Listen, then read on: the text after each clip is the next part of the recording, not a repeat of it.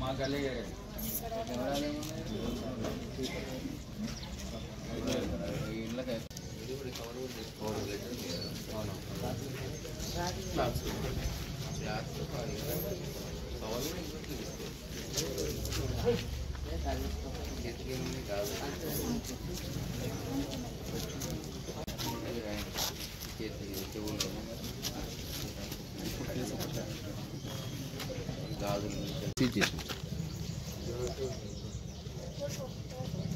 అయిపోయిందా? ఈ సాక్షి రాస్తుందా? 2024 నాడు ఉదయం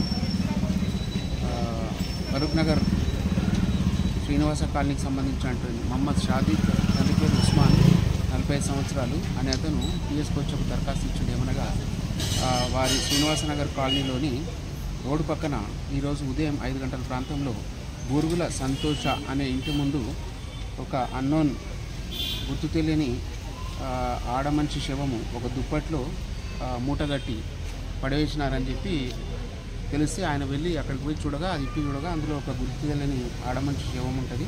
ఆమె 30 నుంచి 45 సంవత్సరాల వయసు ఉంటుంది. ఎవరో గుర్తు తెలియని దొంగలు ఆమెను ఎక్కడో ఆమెను మూటగట్టి ఇక్కడ శ్రీనివాస నగర్ కాలనీలో పడేసినట్టు ఆయనకు కనిపించి పోలీస్ స్టేషన్కి వచ్చి దరఖాస్తు ఇచ్చినాడు. ఈ విషయమే మేము మర్డర్ ఫర్ గెయిన్ కేసు నమోదు చేయడం జరిగింది.